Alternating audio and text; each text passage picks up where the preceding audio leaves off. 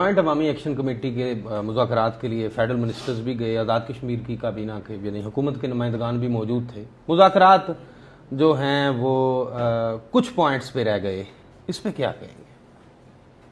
देखिए, मैं समझता हूँ कि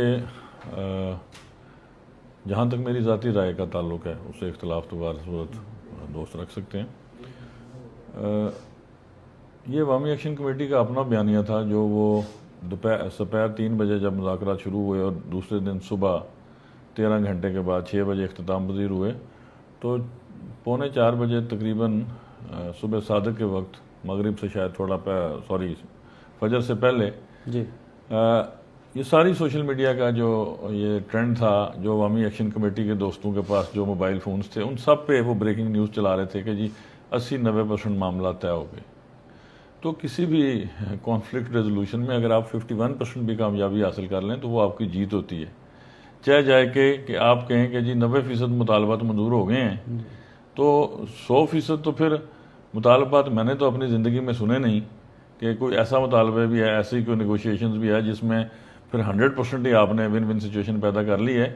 लेकिन इसके बावजूद वो जो मैंने उनका एलामिया सुना कि जी 2 निकात, एक मरात और एक महाजरीन सीटें जी, उसकी भी वो सही तशरीह नहीं कर पाए कि मुराद से मुराद क्या है। वो मैंने कल भी कुछ दोस्तों से बात की जो थे आपके मीडिया के दोस्त, अगर तो वो वज़रा की मुराद हैं या उनकी तनख्वाह के हवाले से, तो मैं उनको चैलेंज करता हूँ आए दोबारा तशरीफ़ ले आए, मैं 5 मिनट में दूध का दूध और पानी कर देता हूँ।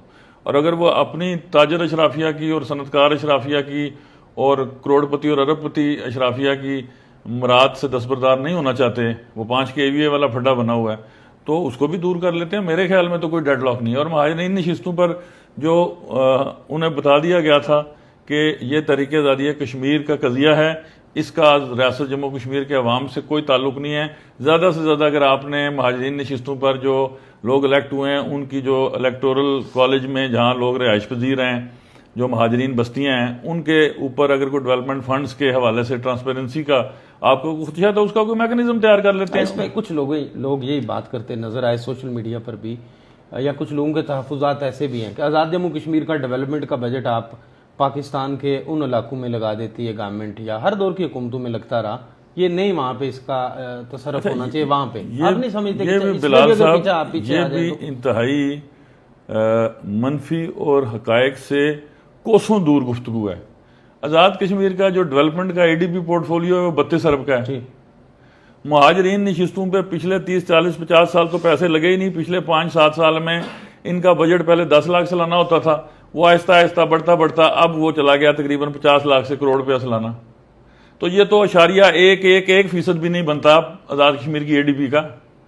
ठीक है, तो आप एक छोटे से अपने पाव गोश्त के लिए पूरे कज़िया कश्मीर की भैंस को सवालिया निशान बनाना चाहते हैं। ये इसका, और मुझे ये बताएं कि ये 12, 15, 20 करोड़ अगर कोई रकम है भी, तो इसका रियासत की आम शहरी से क्या ताल्लुक है?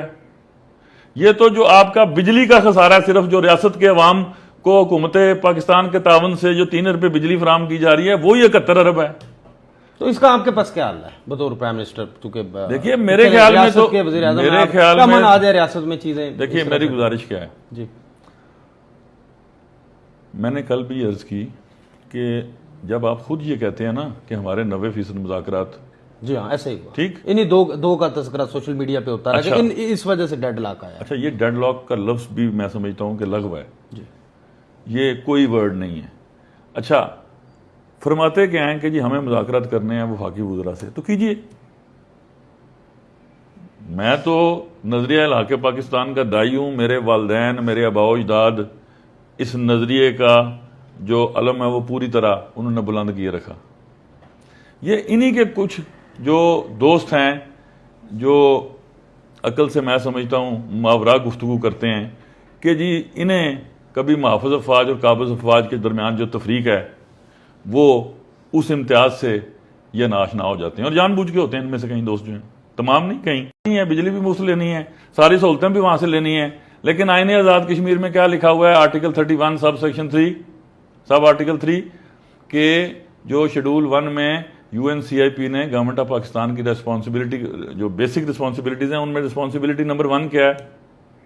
Security and defence of Azad Jammu and Kashmir. ऐसा ही। तो डिफेंस को तो आप पूरी दुनिया ने देखा ना कि मार के हक में ऑपरेशन बुनियादुल मरसूस में जो अभी तक तैयारों की गिनती पूरी नहीं हो सकी, हमारे शहीनों ने और हमारी मुसल्लह अफवाज ने फील्ड मार्शल आसिम मुनीर साहब की सरबराही में, और ये तो इस खाकसार गुनाहगार ने भी ये दावा किया था ना कि अगर तुम बाज ना आए तो तुम्हारे घरों के अंदर घुस के मारेंगे, तो अल्लाह ने मेरे लफ्ज़ों की हुर्मत का भी पर्दा रखा। तो डिफेंस तो सारी दुनिया ने देखा कि आज़ाद कश्मीर का और पाकिस्तान का किस तरह उसका तहफ़्फ़ुज़ किया गया। और जो सिक्योरिटी है ये आईनी जिम्मेदारी है किसकी? हुकूमत पाकिस्तान की। अच्छा, इस जिम्मेदारी को इन्वोक क्यों होना है कि आप तिम्बर के डंडे लेके आज़ाद कश्मीर के नौजवानों को तशद्दुद पर उकसा के फोर्सेस के साथ उनका तसादम करवाना चाहते हैं, जबकि आप खुद ये कहते हैं 90% हल हो गए और जो 2% हैं, मैंने कल भी किसी से गुफ्तगू सुनी कि जी वो जो तातुल आ गया मुज़ाकरात में वो दूर होना चाहिए। वो तोतल पैदा किसने किया है? आरफे खड़ी हजरत मियाँ मोहम्मद बख्श साहब फरमाया भी जेड़ी शायद जिथे गवाची है उसकी उथे लोड़ो।